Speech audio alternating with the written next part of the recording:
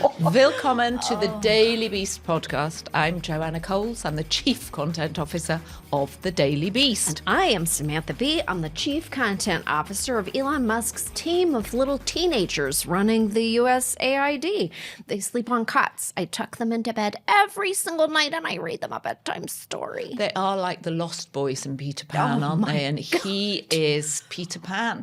Forever young. Forever. Oh, that's my least favorite. It's my feelings about Elon, for whom I have been an enthusiast, are waning. We can get into that. But every week, first, we dig into the stories and the people that we are aroused by. People are aroused. I haven't seen people so aroused in a very, very long time in terms of trying to get this done. So, yes, I think democracy will have an effect, and we are going to keep at it.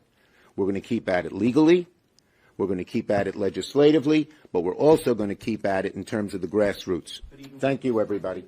Did you hear Chuck Schumer say that? I did hear him say that people are aroused, and I just don't think that it is a word that he should ever utter again. I don't think he should say aroused. I don't think he should say moist.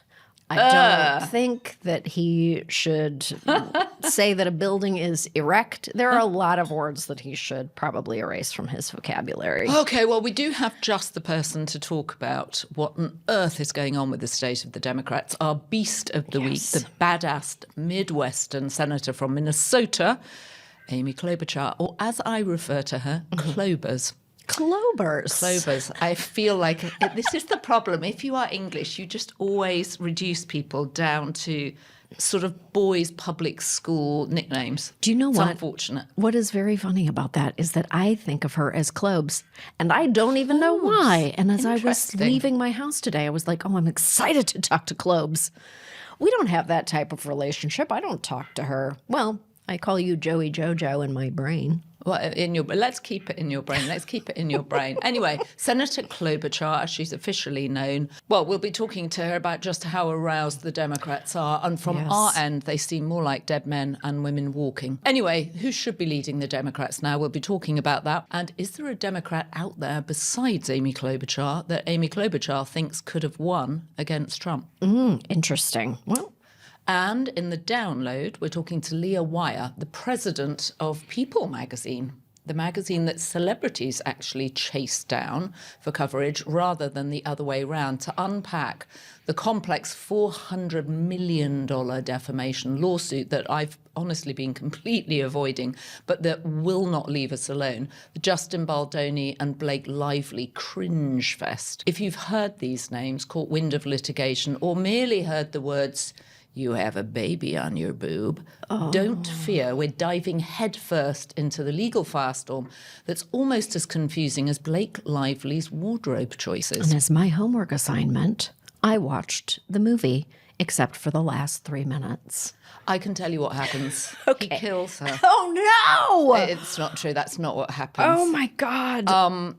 Tell me about your week. Well, I also watched that movie. Can I just make a point? Why do movies not have friends? Why do people not have friends in movies? What do you mean? She has Well, it means that the movie opens with Blake Lively going back to see her mum because her father's just died. Right. And it's just the two of them in the house. And That's you right. know that when something like that happens, the neighbours come in, everybody's wanting part of the action. They're bringing casseroles. None of this movie made sense. And then it focuses on Blake, who has a flower shop. Yes. And as she's taking over the property, this woman knocks on the door with an Hermes bag on her on her elbow. Dangling. Yeah, and says, "Oh, hi, I'm looking for a job." And miraculously, becomes her best friend, gets the job, and then at one point completely decorates the flower store so that when Blake comes in, she is surprised by her own business. None of it makes sense. And it doesn't make sense. You're right. Yeah, that's right. She had to employ a person who then became her best friend. Who comes randomly knocking at the door. They've never met before. And she has a Birkin bag and she lives in a huge apartment. So she doesn't need a job cutting off thorns off roses. And she doesn't like flowers. And she doesn't like none of this movie makes sense. If Blake should have sued anybody, it should have been her team for suggesting or even bringing this script to her. I think that's a really good point. I think that's a really good point. We've got to get into it because I never wanted to learn about this story. I really wanted to avoid it, but it keeps coming into my viewfinder, my personal viewfinder, and I don't like it. And then I watched the movie, and now I have so many opinions about something I do not care about. Yeah, isn't it strange? Well, Leah will be able to keep us informed, but it is one of those stories that I didn't commit to at the beginning because I thought it's a bit like Clubhouse. There was that week 3 years ago when everybody sent you a thing saying you must be on Clubhouse, build a following on Clubhouse, and I was like, I am going to sit Clubhouse out. I'm so glad I did. I knew it wasn't going to work. Didn't need to waste the time. Okay, well, we'll be drawn into it, and we'll learn all the particulars, and then we'll share them, and we'll force them into your ear holes because it is actually pretty interesting. Although I don't recommend watching the movie. Well, way Hollywood, you've got fires, the world appears to be on fire, and here we have two very good-looking people suing each other for $400 million. This is why people don't like celebrities. It's a welcome distraction. Interesting. So you're seeing it as entertainment. Yes, kind of. I know that I understand there's a great deal of pain, but I'm going to choose to see this pain as a delightful distraction, much like the French cream donut that I gobbled in a taxi cab on the way here. And that's why I did. Why did you do that? Because I was on the phone with my dad, and I love my dad so much, and he's having a small orthopedic issue that's causing great ripples in my life. And the instant I hung up with him, I was passing a bakery with these big, just like cream-filled brioches in the window, and I went, I have to put it inside my body literally right now. And I bought one for $7, and I ate it in a taxi cab with a fork. That does sound very delicious. Are you there, because I need to be forewarned now about this, are you about to have a sugar crash? Yeah. Well, I have also a full sugar Coke at the ready. So if things start to, go awry, I can always re-up. I can no longer, I mean, having had a childhood where I could eat 30 donuts in one sitting, I now can't eat a quarter of a donut without immediately having a sugar crash and feeling depressed. Oh, no. This one it had the proper amount of like fat in it too. So it's stable. It's like a stable kind of a sugar. Right, it's French. I've got 20 minutes to get it all out. I've got 20 minutes before I die in front of you. Well, if you're managing your father's health issues, real or imagined. Yes. That requires a lot of energy that a donut, I'm sure, does not suffice. It does. Along the way in the conversation, he does say things like, "You've never known real pain." And then I go, I got to get off the phone right now, and I have to walk into a bakery immediately. I'm not going to call your father, then. I'm not going to call your father. Don't do it. Okay, you were on CNN. I was on CNN. I did Abby Phillips' new show on Saturday mornings. They are casting for people, and I got a very last-minute call to go on, so they'd obviously had someone drop out. It was great fun, but I did make the mistake with Kara Swisher, Melik Abdul, and Solomon Jones of trying to defend, somewhat weakly, I will say at this point, Elon. And they just... Everybody leapt on me. It was as if I was in a kind of cage fight. Everybody leapt on me. And actually, we have a bit more transparency. We know that Elon is doing this. Is he elected? No, we don't, because I don't think Elon is genuine. He's using signal. I don't think Elon is genuine. And then I got rubbished all over social media for it. And I will say, not as a result of that, but as a result of his behaviour and the extraordinary amount of power he's been given, I am rapidly fading on my once great enthusiasm for Elon. I am rapidly fading. Joanna, what is it going to take to get you there? What is he at this point? I mean, honestly, I'm honestly asking this question. What does he have to do to lose you? Well, who is going to fall out with Elon first? Is it going to be me or is it going to be the you? Boss? Yeah, is it going to be you or is it going to be Donald Trump? Yeah, I think it might be Donald. He might get there faster than you. You've been a really slow. This is a slow trickle. I know, and I'm very sad at how this is working out for him, because I do think if you can harness that imagination, that it would be really helpful for America. But right now it seems like he's giddy with power. And the thing I really hate is the way he carries his child around in the way that Paris Hilton used to carry a Pomeranian in a bag. A child is not an accessory. And we know, and I'm sure it's performative because he knows that one of his children, his older children, doesn't speak to him at all. No. So he's now dragging this poor little 2-year-old around. I gotta say, and it just that seems very odd and unnecessary. I guess the best for me, I think that he has had a tangible negative effect on all of humanity. And if I owned a Tesla right now, I would drive it into a wall.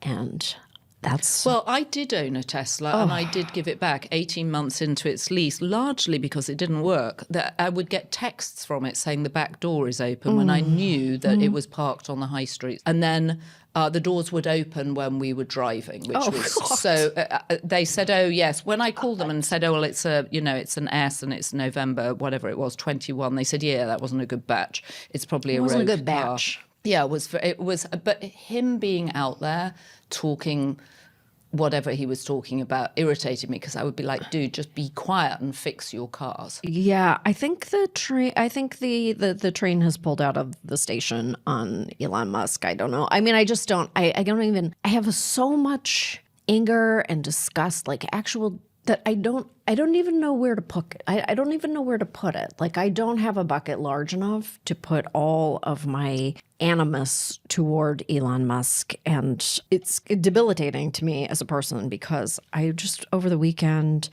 all this USAID stuff, like just taking a flamethrower to an agency that represents, real American values, he's disgusting. You don't really need to dig too deep to learn that he definitely thinks that some lives are worth more than other people's lives. I think he's a dirtbag. I mean, what I thought was amazing about the USAID is the budget is $50 billion, which is $4 billion less than the bonus that he was that he negotiated and the board approved at Tesla. A judge then slapped that down, but I was just looking at where the case was now, and the amount has now gone up to $110 billion bonus for his work at Tesla. What he's doing to government agencies, it's ideological. It's not really money-based at all. I just feel like handing the levers of power over to this person who had some good ideas 10 years ago is just the worst possible. I don't know what to do, and I don't even know what to say, but looking at the photographs of the 20-year-olds that he handed all of this power and control to, it's just like, why don't we just hand it over everybody's social security numbers to a DJ at the Ultra Music Festival and let them fuck around for a bit? I don't know what we're doing, and I don't know who can stop him. I just think he's just a person who's never considered any aspect of, civic life. Well, this is because he went into Twitter, cut the staff by 80%. He even put the same subject matter in the field, the fork in the road email, right? Yep. So I agree, you can't run government like you can run Twitter. And then, of course, you remember he was supposed to do the big opening statement for DeSantis on Twitter, and it was a disaster. It's probably why DeSantis' campaign became very quickly a joke. I'm just really hoping that all of these op-eds and all of this stuff that's going on at the Wall Street Journal now penetrates Trump's cerebral cortex or something, and that he starts to feel the sting of the people who should be on his side because he's making so many rash and terrible decisions. I mean, turning Gaza into a beachfront resort. I really don't know. I don't know what to do with all of it. I woke up this morning and I just went, imagining all the people who really depend, internationally, the people who depend on USAID to live, to be alive. I know some of it's just like baby, strengthened baby formula for dying children. It's tragic to me, but it's also extraordinary that Rupert Murdoch has emerged as the current resistance, right? Lord. I mean, Chuck Schumer may be aroused, but Rupert Murdoch, certainly with his op-ed pages at the Wall Street Journal, is definitely aroused. And after being told off by Trump, they ran a piece. We're recording this on a Wednesday. It's in today's Wall Street Journal saying, Trump campaigned on not getting involved in international affairs. And here he is saying he's going to take on Gaza, which must be about the most complex thing you can do. But as you pointed out before we sat down, if you're a hotelier all you're doing is looking to build hotels. Of course. So, Trump hotels right down the Gaza Strip. I mean, that worked out well for Atlantic City, didn't it? It makes me physically ill. Like talking about, I mean, just like the non-interventionist who wants to take over Canada, like keeps talking about it, keeps bringing it up. And we haven't even begun to talk about Canada. Oh my God. And Rob Ford's brother, Rob Ford, the famous crack addict meth of Toronto. May he rest in peace. Yes. His brother is the premier of Ontario, and he's taking a very strong stance. I mean, no Canadian wants to be the 51st state of America. That's how we define ourselves, by how we're not the USA. That's our complete national identity. I mean, it's so preposterous, but he keeps bringing it up. Like he's just, anyway. I think we need another cream donut. I need another cream donut. I'm a little sad you didn't bring one in for me, actually. You know what? I thought of it as it was almost like putting a Band-Aid on a wound. Like it just made me whole again. Do you know what I mean? It wasn't like a treat per se. It was just filling a hole in my soul. It was a medical necessity. It was a medical necessity. Welcome back. We're joined now by Leah Wyar, the president of People magazine and an old and favourite colleague of mine. We even did a reality show together. So Cosmo, right? It was absolutely hilarious. We had cameras in the office the whole time, and Leah was by far the emergent star. It was very exciting. Anyway, you're going to give us the download on the Baldoni bottomless pit of bizarrety. Yeah, it is a bottomless pit. You just can't get enough. And I feel stupid because I didn't realize this was going to turn out to be such the story that it has. So I haven't really committed to it. And my understanding of it is flawed. And I think, is it fair I can say the same for you, Sam? My understanding of it is deeply flawed. And yet I seem to have very strong opinions about it. Well, of course, that's why we love you. Yeah. I would just like to hold this up because what Leah has just said, don't worry, it's all going to become clear. And she has brought us this magnificent flow chart of who's who. It's a who's who of Baldoni and Blake. And instinctively we go to support Blake, I guess, because she's got great hair, truthfully, and she was Serena Vanderwoods, and I'll never forget how much I loved Gossip Girl. But I watched it all of one season on a plane, and then I've never watched it since. A bit like your donut. I overdid it. Okay. It was just perfect, but I'll never need to see it again. So when did this all sort of start? Yeah, so the fishiness, I think, started at the premiere, which was last August 2024. It does feel like it's been going on for several years. Well, so it might not be 24. And by the way, it has been going on several years because they started filming in May of 23. So and we were catching glimpses of like the fashion and like the interesting choices that were being made. Was it fashion? Odd fashion. Terrible camo jacket, which no one should weird. have made, let alone worn. My daughter is in fashion, and what she said about it is that based on Blake Lively's fashions in the movie, it's very clear that the producers hated her. Well, there you go. There you go. There you go. So that's why it feels like it's so long. But it was very fishy at the premiere because there was a clear line of demarcation between Blake and the cast and then Justin. It was them versus him. He did everything alone, walked the carpet alone, all the press rounds. He did interviews by himself. They weren't even around. And then we learned later when he filed his lawsuit that he was banished to the basement during that premiere with his family, and they showed pictures of them in windowless rooms with like pallets of water stacked this high and pallets of snacks stacked this high. So they were clearly in the basement of the AMC in Lincoln Center. So that was where it started to get weird. And you knew instantaneously. We had a set source that said, all is not what it seems, and there is so much more to this story. So that's where you kind of knew. I long to have a source that sends something like that so sinister. All is not what it's not as it seems. So who fires the first shot of litigation, I guess? She does. I will also say, though, before that happens, he hires a crisis PR person a week after the premiere. Okay. So that's when everyone is like, okay, we saw something going on at the premiere. This is now a thing. And then a few months pass, and she files a complaint a couple days before Christmas citing disturbing and unprofessional behavior on set, hostile work environment.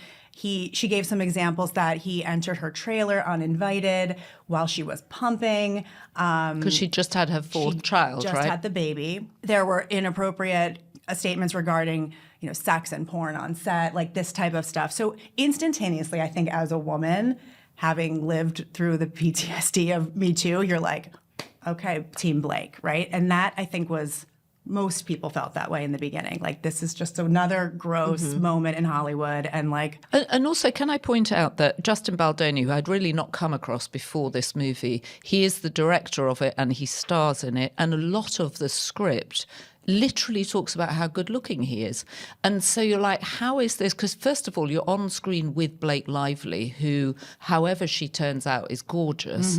And he plays a character that is just far too good to be true. It makes no sense. He's a neurosurgeon. He loves children. He's good looking. He's rich. I mean, it's like a sort of bad version of 50 Shades of Grey. oh, that's interesting. Did he write the script or did someone No, else he write didn't this? write the script, but he directed it and he stars in it. And he produced it, and he owns the rights to the book. So there's two. The Colleen Hoover book. Yeah, and there's two books. There's It Ends With Us, and then the follow-up, It Starts With Us. He owns the rights to both. Okay. So theoretically, this could continue for many years to come. Okay, Well, great. I'm fascinated to know who would work with either of them after a $400 million lawsuit, but please continue.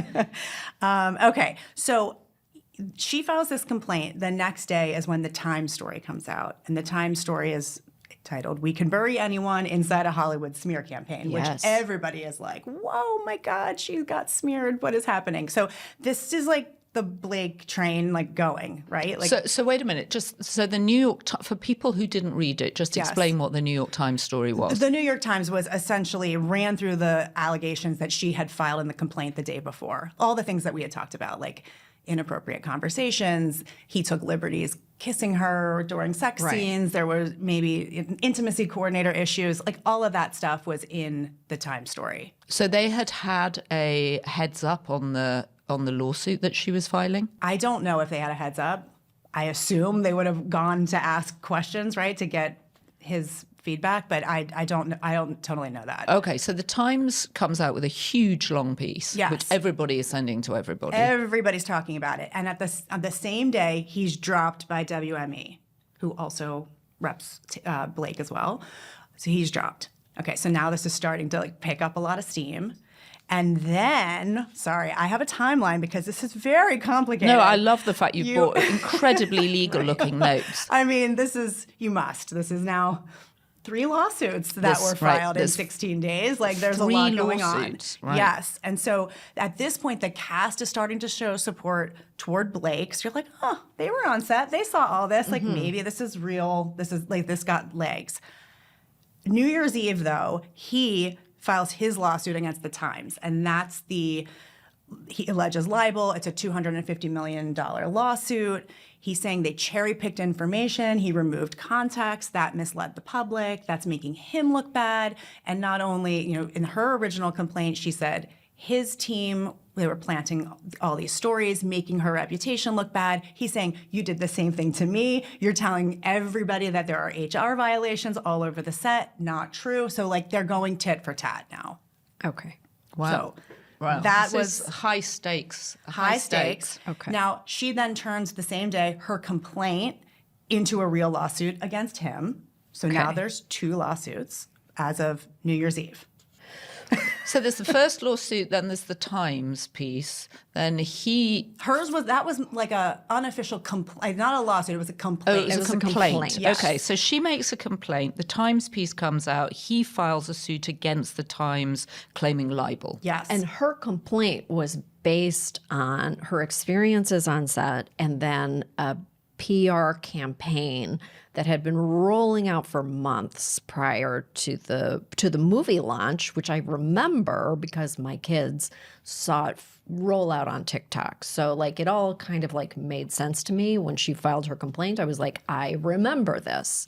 I saw this playing out in real time, this campaign against her. Everyone's kind of putting pieces together, but now it all starts to be really cleanly laid out and official. Now people are paying lawyers, which is expensive. And that is very expensive. So the day that he files, we talked about the day he files this $250 million lawsuit against the Times, she formalizes her lawsuit against him. It's unspecified, the amount of money. Like it's not as blatant as what his lawsuits are calling out dollar amounts. And then in the middle of January is when he drops the huge bomb of the $400 million lawsuit against Blake, Ryan Reynolds, Leslie Sloan, the publicist. And what is he claiming? That I'm assuming he can never work again? It's 179 pages, the filing.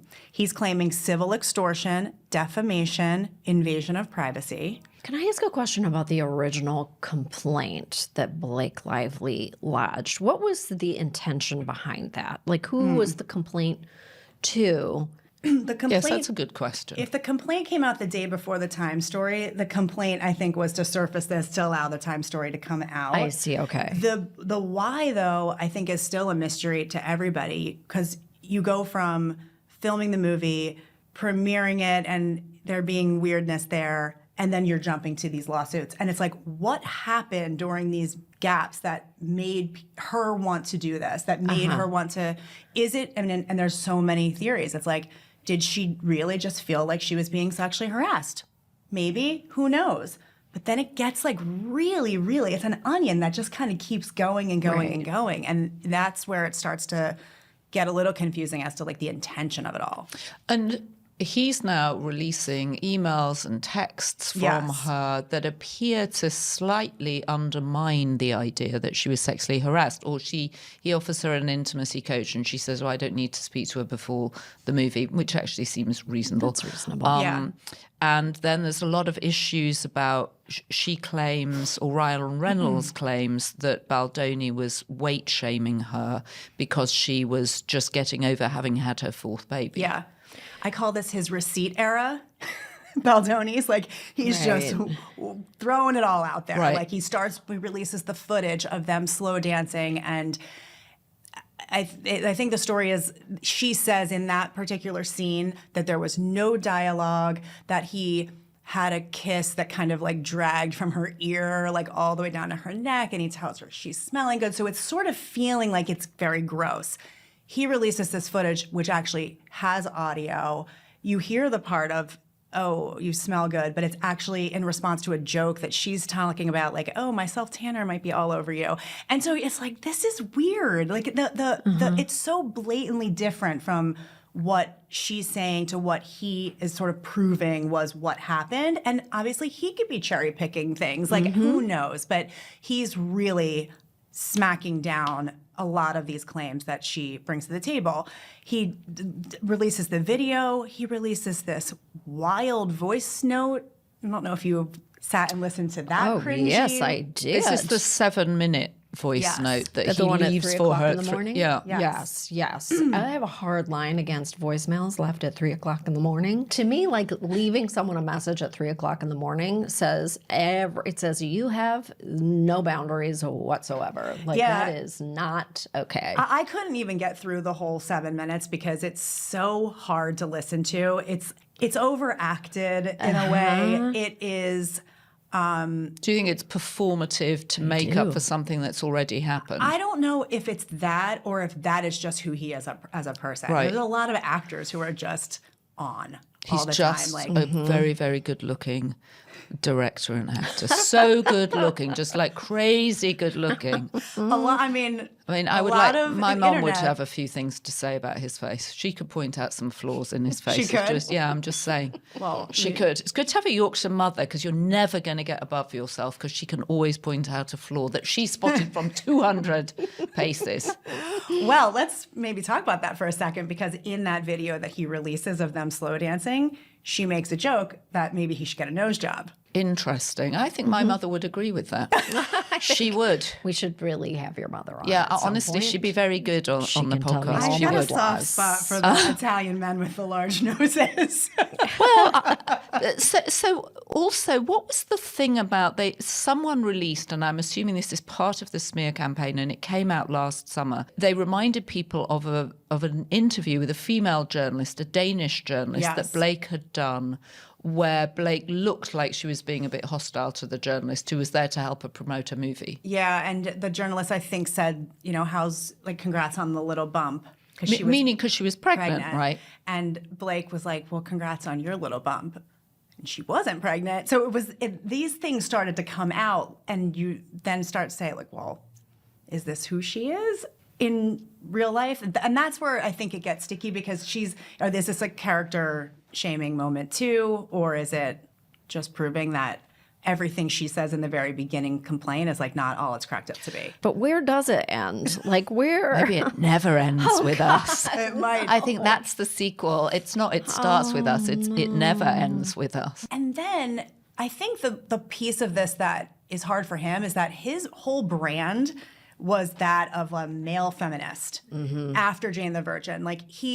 That was his whole social media vibe. He had a podcast that talked about toxic masculinity. He did a TED Talk that was about this. So that was his full brand. And so now this whole thing has put that in question. And I think he stands to lose the most from all of this in terms of credibility, because post Jane the Virgin, that was who he was. At this point, I feel like if you are a man in Hollywood and you say out loud that you're a feminist, that's your tell. And I don't know what it is, but it definitely is something, and it's going to come out in the wash. Well, the wash cycle is spinning. Oh boy. I highly recommend this. I'm hoping that people can get this on the People website, 'cause Oh, it's yes. so good. You're a total expert. What is the next stage, just so we can prepare ourselves? The next stage is the trial's next March. They did a Oh my God, we've got I a know, it's a whole year. whole year. What? And they did a pre-trial on Monday, and we sent a reporter. It was pretty dull. The judge did say that if they don't chill out on the public PR stunts, that they'll expedite the trial, and it would maybe possibly come sooner. And he's expecting the attorneys to take it down. Can you imagine living with either one of them? Because they are going to become so obsessed. You know what it's like when someone has a legal case and all they can do is talk about it? That's what's going to happen to them. I cannot believe anybody is going to work with either of them until this is resolved. It's going to be rough. Oh, no. I think people will be very happy to work with Blake Lively. I mean, she brings the heat. I mean, she's a star. Of course they're going to work with her. Also, people have been through worse. I mean, look at Mel Gibson, and he's still kicking around. It's different for men than it is for women. I think people don't like it when women have sort of Sturm und Drang around them. I bet this does impact her career. I feel like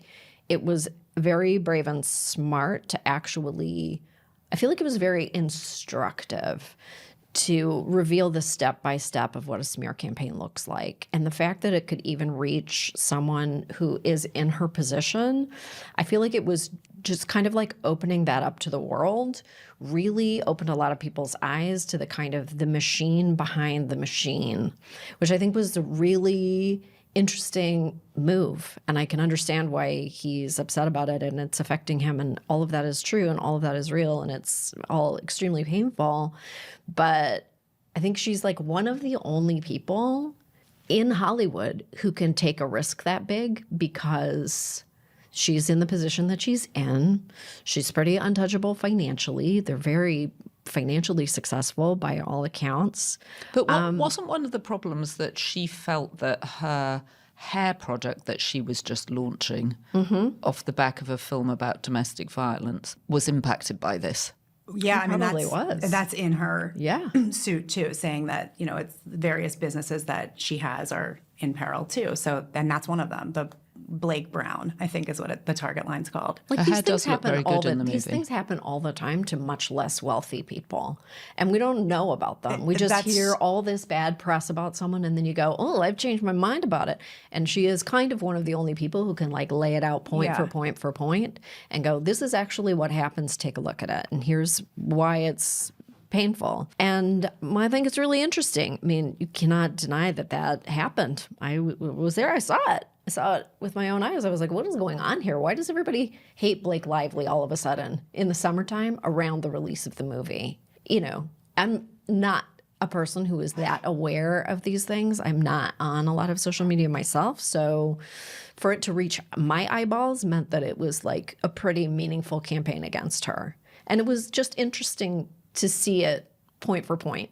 I think that was a real awakening for a lot of people. And, you know, it's meaningful to me that you can see a lot of the people who are also in the movie are kind of on her side. And I think that means something. Yeah, it's deep state publicists. Pretty deep bunch of people who are like, yeah, it was bad. Well, the movie was bad too, so that's the Oh problem. my goodness. It's always one of the Oh my things, isn't it, where goodness. you just... Oh my goodness. If only it was a really great movie. If only this was about something worthwhile, that would be so Yeah. much more interesting. But Leah, thank you so much. yeah. I miss Thank working you. with you so much. So nice. Thank you. Okay, come back. Anytime. Yeah, Thank come you. back. This is before- my Roman Empire. Okay, come back before March 2029, whenever it happens. 29. God, that might be the second movie. This is why people hate celebrities. $400 million lawsuit. Crazy. Crazy, but it keeps you in business. It really does.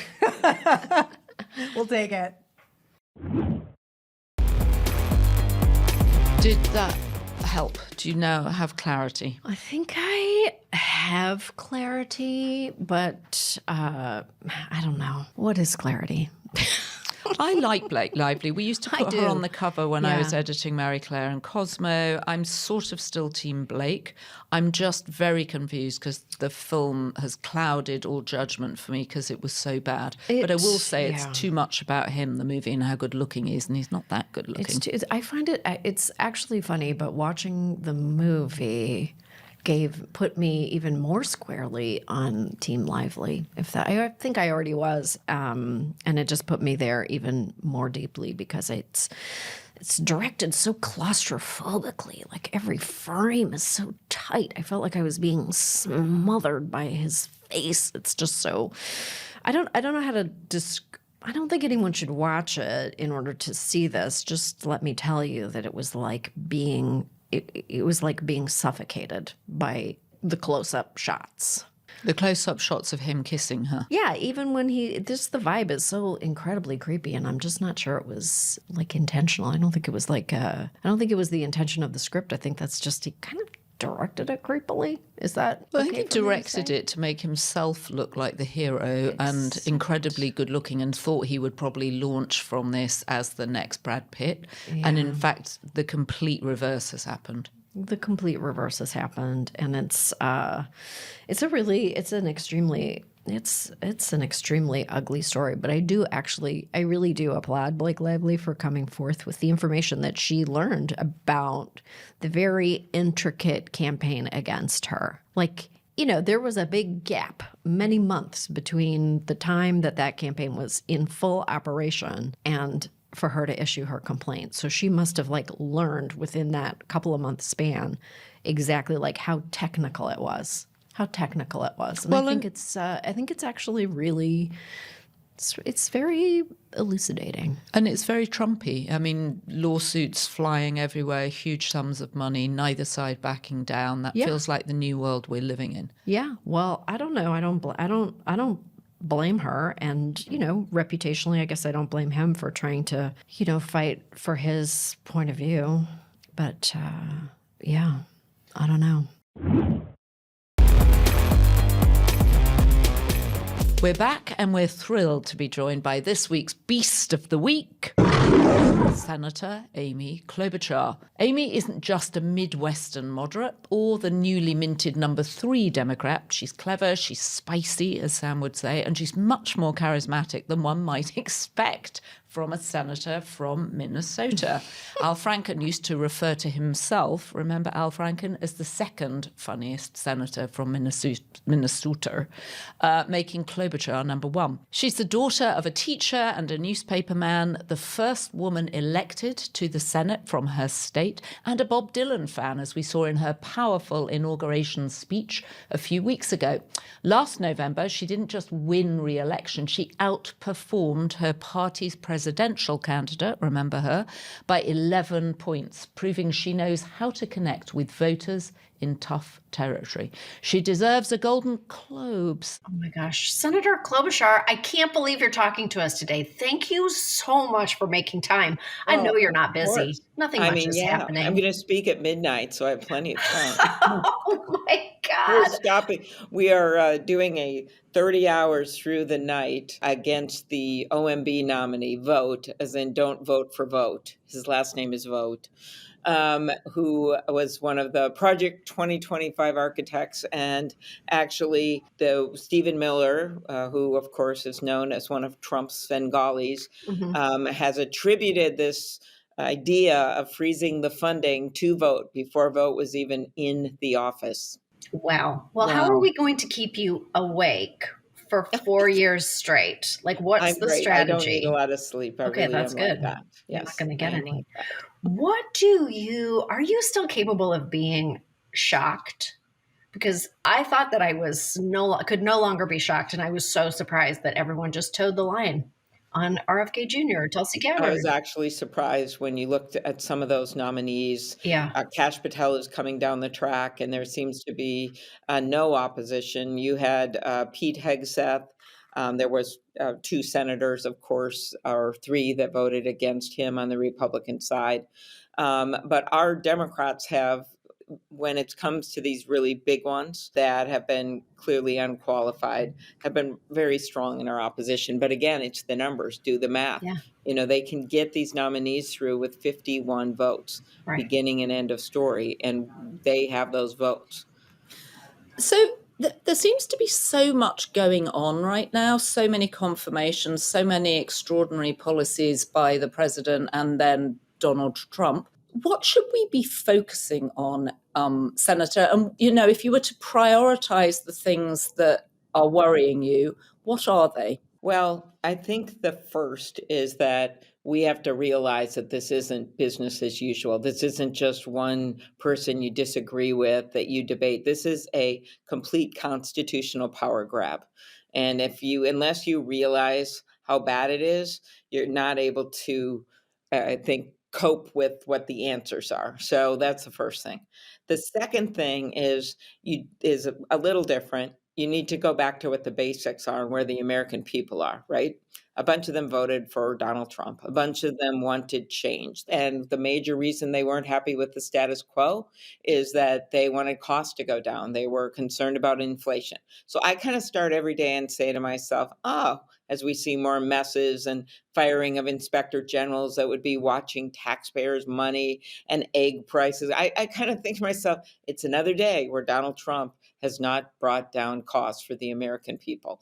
And instead, what do we see? We see chaos going up, we see corruption going up, and we see egg prices going up. And I think there's tons of things that I would like to do to change that, from housing proposals to childcare to finally doing something on bringing more drug prices down. But what they're doing is the opposite. They are trying to help their billionaire friends and Elon Musk at the expense of helping the American people. Right. I mean, he governs by distraction. Today, he wants to turn Gaza into the Riviera of the Middle East. Yesterday, Canada was the 51st state. Like, have you thought about what that would do to the Electoral College? Oh my God. Oh, yeah. I mean, actually, never mind. Canada, snappy new states, Canada, Panama, and Greenland. Don't tell him, but it could actually go bad on him. But you're right. It's distraction, but really in answer to that question about what to do, I wanted to kind of set that up about this is a constitutional horror show power grab. But to regular people right now, they're still saying, wait, where's my change? I wanted to bring costs down. But what can we do? Number one, people have to awake from their anger, slumber, frustrations, whatever, and get out there. We have had thousands of calls, members of Congress getting called. It broke the phone system in the Senate. The emails are especially Really? most helpful. It broke the phone Yes, system in the the phone Senate? system was garbled in their answers for a day. Now, I'm no longer running the Rules Committee. Maybe that's why I had to hand it over to Mitch McConnell. But the system broke and now it's fixed. But it was because of all the calls. Secondly, the emails are the most important. I know this seems wild, but it actually can be part of evidence because the cases that are being brought across the country by state attorney generals, this is a real thing happening, by interest groups, by the like, we can submit this evidence. And maybe we take the emails. Today, I'm giving a half an hour floor speech using a number of the constituent concerns that, in detail, that were written into me. They are evidence of what's going wrong. And we've heard this time and time again from some of the attorney generals that are bringing the cases. So believe it or not, those arguments that we are making are part of the record for these cases to show the harm that's made. So that's another piece of it. And then the other piece of it is just continuing to talk to people that maybe didn't vote for Kamala Harris and voted Right. for Donald Trump. People talking it through, how much the tariffs hurt businesses and farmers and all of those things when you are basically going to war with our allies of Canada and Mexico and what that means for the American economy. Elon Musk seems to be doing so much damage. I mean, it's just like kind of immeasurable. He answers to no one so far, especially not the government. Is there anything that he could do that is so beyond the pale, you think, that the Supreme Court might actually intervene? Like, what is the possible intervention, or do we just have to wait for that very durable relationship to fall apart? And how can we personally undermine it? I think that is the one thing. No one quite expected that this unelected billionaire would be basically making decisions for an elected president. And there's a few things going on. Number one, can they steal the data of employees and Americans and put it off on private servers and some of the horror show that's going on around that? That is, if not already, that is going to be the evidence of lawsuits over violations of law. The second thing is, when he is unelected, what is he having access to? Is he really allowed to have that in the position that he's in, and what conflicts under the laws? And then my final and favorite one is, there some way to argue, and I know big legal minds are looking at this, that he has to divest himself of his companies if he's going to be involved in things that are going to affect them. So I think all of those things. Now, the courts in the past, including Republican appointed judges, it is a number of Republican appointed judges have already made decisions that stop some of this activity.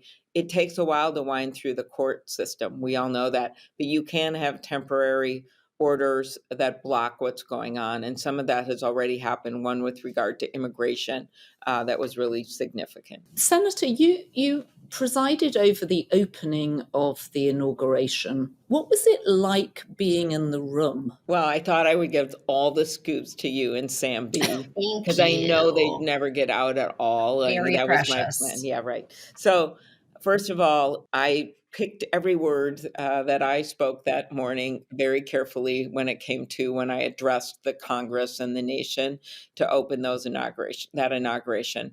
I had a job. I was picked for that job because of my job with Rules Committee a year before it started. It would have happened if Kamala Harris won or Donald Trump won.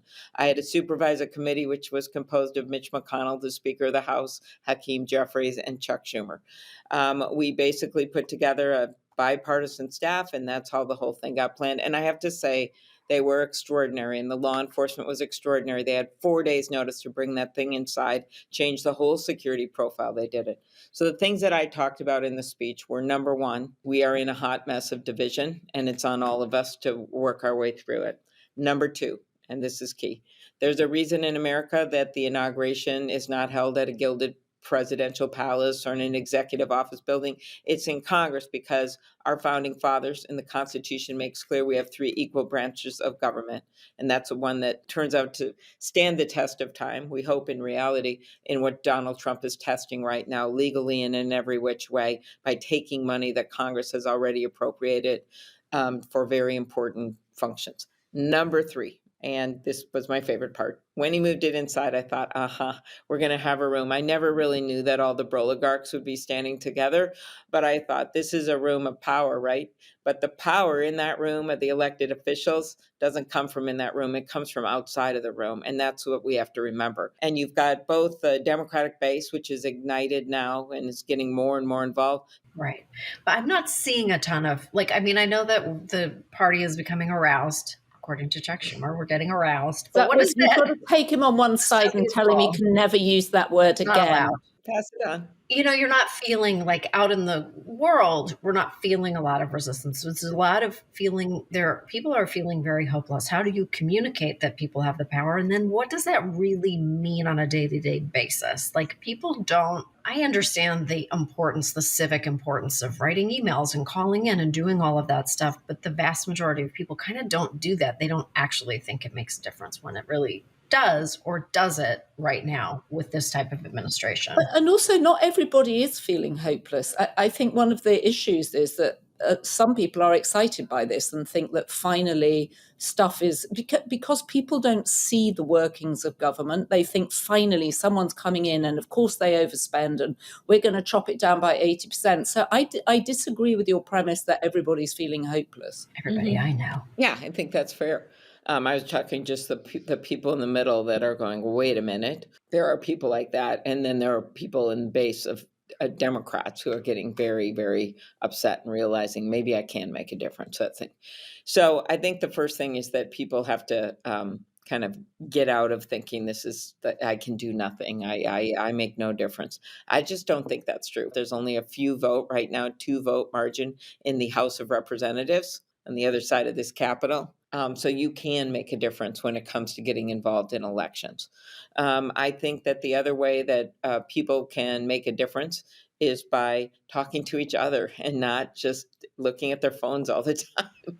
Right. And Well, unless they're looking at the Daily Beast, then okay, And I they think must. that That's I think permitted. that is true, but I think that a lot of this is that they have to be able to go to things again and talk about things and listen to other people. The 2026 midterms that are upon us soon, but I do think people talking to each other matters. I also think getting educated on what's happening and looking at media outlets like the Daily Beast and listening to podcasts, I think all of that matters. So people and maybe understanding why we can't just press a magic button right now. Adam Schiff and I were talking about this morning.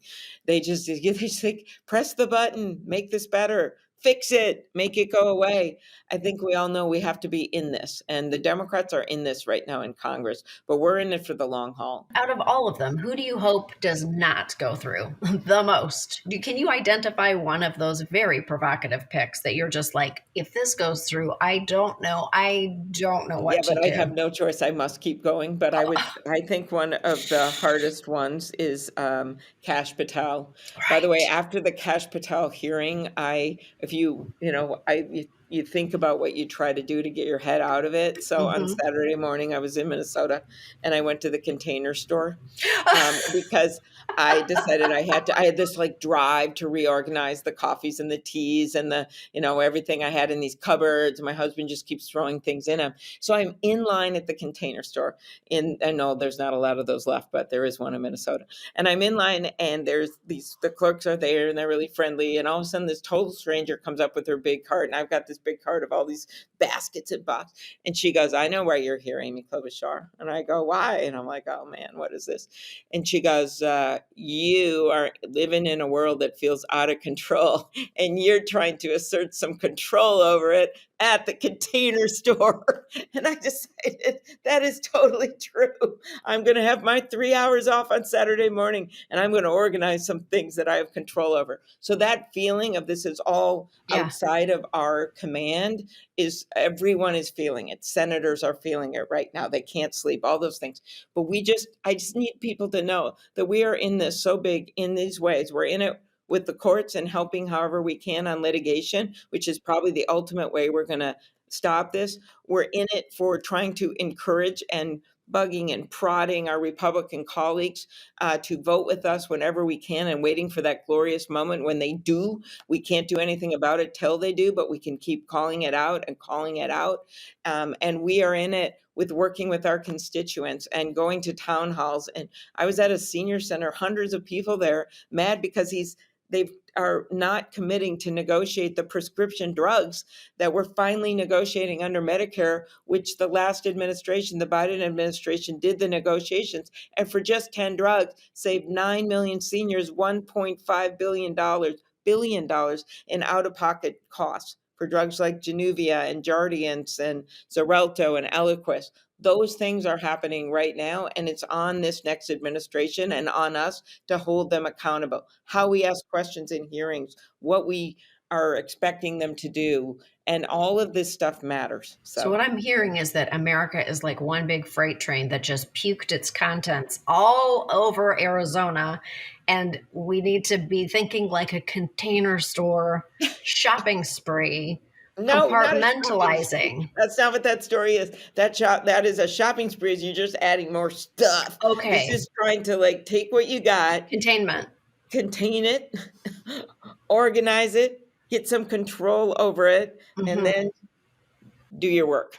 So because we have to accept that this is like a really hard situation, and we try to control what we can, try to take breaks from it when we can. But when for us, the leaders, we don't really have a choice. By the way, another thing that motivates me is the new members. You know, we've got Adam Schiff in the Senate. We've got Andy Kim out of New Jersey that replaced Bob Menendez. We've got Alyssa Slotkin from Michigan, Lisa Blunt Rochester. We've got Angela Alsobrooks from Maryland. I've got these new cool people that I get to work with that make me feel better and make me better. And we have that same thing happen in workplaces across America. When you get involved in politics, there's always new young people that are involved. We are going to generate a whole bunch of people that want to get involved in politics now. Do you think there was anybody the Democrats could have fielded at the last election to beat Donald Trump? That, looking backwards, you always hope there was someone. I mean, who knows? I don't know. I can't spend my time looking backwards. Kamala could not have been better in that debate, Kamala Harris, okay, to be really clear. I talked to many seasoned debaters who've run for president before who agreed with me on this. She was phenomenal. They raised the money that they needed, but it was a change election. And she also came in at the end. We're not going to go back through all of that and the good things that Joe Biden has done, all of that. We all know that. But we just cannot, and this is what my colleagues feel, and we do not spend time looking in the rearview mirror. We're looking at the fact that we, in the Senate at least, overcame some of the states where the presidential ticket, the Democratic presidential ticket, lost. We won in Wisconsin with Tammy Baldwin, Jackie Rosen in Nevada. We won with Ruben, who's also a new member, who's amazing, Ruben Gallego, who, by the way, had the funniest, he made a incredible graphic to show what these tariffs would mean if you're trying to make a margarita in Arizona and how much each ingredient would go up by 25%. So my point is, so we win in 4 of the states in Michigan that the presidential campaign lost in. So we're just looking at it and thinking, what did these guys do? And what did we do there that made the difference? A lot of it is going to be candidate recruiting, but a lot of it's going to be focusing on these bread and butter issues that matter. I have such a good idea, and that is you just get like 6 people who were teenagers 4 years ago, like a couple of 6 22-year-olds, and you just move them into your offices over the weekend and have them sleep on cots, and they just break the whole thing apart. They get a big whiteboard. They put Post-it notes on it. They just have like big ideas, just big, crazy ideas and no sense of civic responsibility. And we can blow it out that way. Yeah, but I do think one of the things, and you all know this in doing these podcasts, what we have to do. I mean, the Democratic Party and Cory Booker are spending a lot of time on this right now.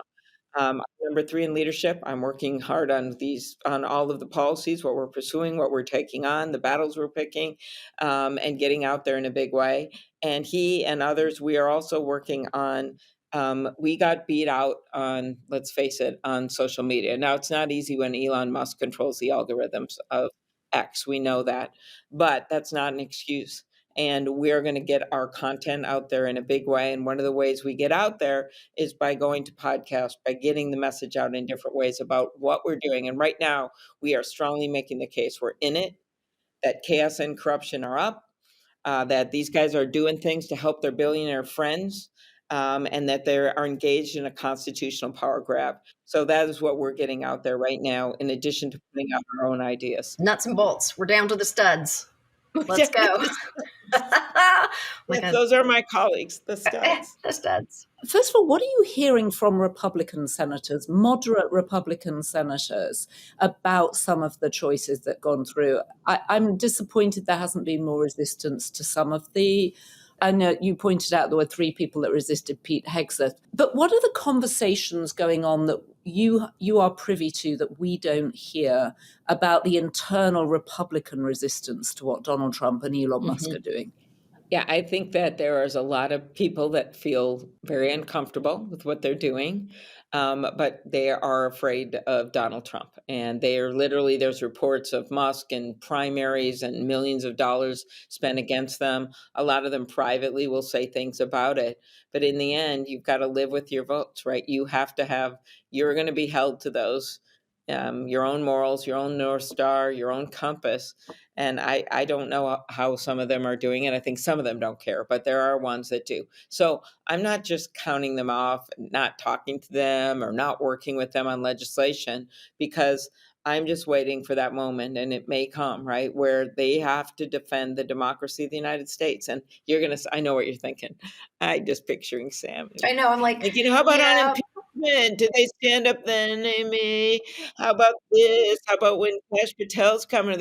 I get all that, but some of them do stand up, and there does come a moment. And if we just ignore them and just pretend they don't exist, that's not going to help either, because we have to call them out, and we have to commend them when they do the right thing.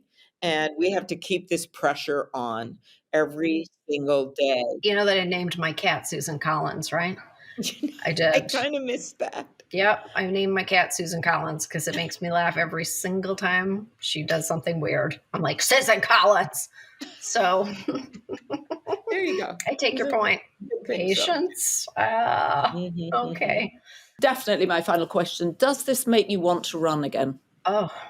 I just ran. I ran for the United States Senate. I know. You got 11 points over the Democratic presidential candidate. You romped home. You're a very popular senator, I should say. Does this make you want to run again as leader and potential president? Right now, I am focused on in the moment. I literally can't think of a more important job right now. You're going to be up for the next 30 hours. The House, no, we have to focus on now, because literally people are dying, as you know, overseas because of this cutbacks from USAID.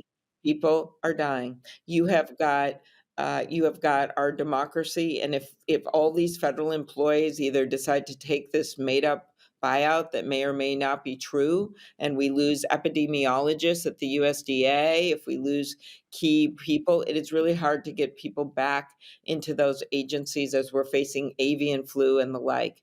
I believe in an independent judiciary, but I also believe in independent law enforcement making decisions, Justice Department, all that's on the line right now. So I can't think of a better place to be, even though it means I have to go to the Container Store. We need to send you a mobile cappuccino truck to keep you awake for 4 solid years. I have plenty of energy. Okay. Yeah, you look aroused. You look thoroughly aroused. Actually, can you imagine organizing all these senators who maybe a few of them have egos, right? And he has really been leading us down this, and we are really focused right now on litigation, legislation, on oversight, and then, of course, on our constituents and making our voices heard. So well, the arousal is palpable. All right. Thank you so much for this time. Thank you very much. Thank you very much. And come back and give us a sit rep in a few months, please. Okay, we will do. Let's see how we are. We'll do a little, 3 months look back. Okay. Yeah, that we're going to need check-ins if we're all still here. And then you'll play old clips of me saying that. Hey, no, people just need to hang in there. Really, I'll show you my own organized closet. Yeah, I think you need to go and organize the entire group of Democratic senators at this point. You need them all in Container Store boxes. We're actually doing a lot of organizing. I do hope you've seen everyone out there. I mean, they've been doing a lot. So, Well, thank you so much for your time. Okay. Yeah, thank you very much. All right. Thanks. I just love the idea of her in the Container Store. I find that so relatable. I don't even know what to tell you. Container Store is just one of my favorite places to go when I'm feeling all over the place. Like is that the cri de coeur of the menopausal woman? It's just like the place I feel safest is where little boxes are that I can put pencils and lipsticks into. Well, it does feel like the perfect antidote to the chaos and the noise and the broiness of it. Does feel like we're living through bro performance art. We really are. And I don't know. I don't know what to do about it. I look at, there's this great, I think it's called, there's this really great short story by Margaret Atwood. And it's called Dusting the Oldies, I think. It's part of the Stone Mattress series of short stories. I think it's called that, but I'm probably wrong. And it really is about, obviously dystopian speculative fiction about the end of the world. And basically it's all the young people, all the young men in particular, burning down all the old folks' homes. Oh my God. And that is how... just kind of getting rid of older people. And that is what I see when I look at young, fresh out of college people fucking around in people's medical records. And it's dystopian to me. It's dystopian to me. That was not an uplifting download. But you should read that story. And I do feel like that's the energy that I get from all these tech people, that they really just don't care. They don't have no regard. There's no regard for human life. I don't know. It's really, I find it scary. I find it dystopian. Well, there's clearly a lack of empathy and a lack of good messaging too.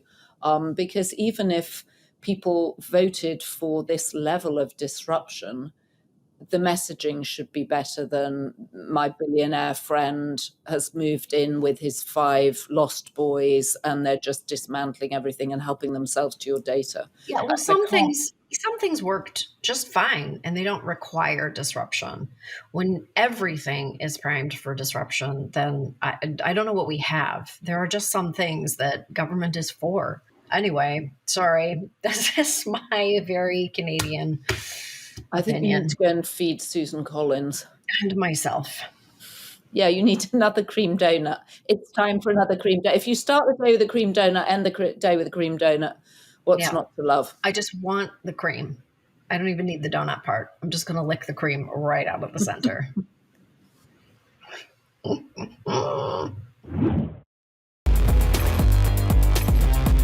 Okay, Joanna, I know we're about to wrap it up, but first I have to present you with something, which is a gift. I think you're going to love it. I think I'm not going to love it. No, what is this? This you're is going horrifying. to- I hate the way. What? Obsessione. Obsessione. This is magnificent. I knew you would love it. This is magnificent. Lauren's milkmaid's outfit. Yes. And Signed?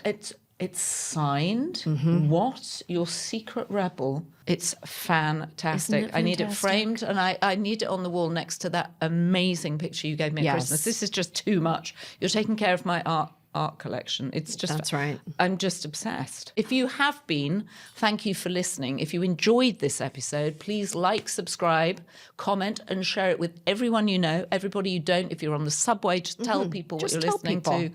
And keep sending us those emails. God, we love them. beastpod@thedailybeast.com. Drop us a comment on our YouTubes. Joanna might even respond. She's constantly watching herself on YouTube. I do love the comments we get. Some of them are really apropos.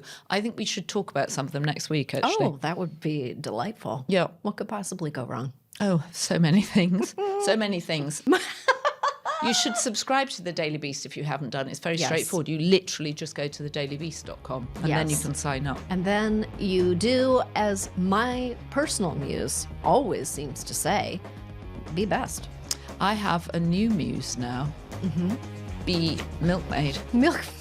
Be milkmaid. What does Be the milk? beast. Oh, she's a beast. My God, she's upside down. She's an absolute beast. She is a beast. She's a beast. Well, she doesn't say be beast. She says be breast. She adds an R. That's very good. She's a Bezos beast. For beasts for Bezos. I love it. It's all good. Thank you. Thank you.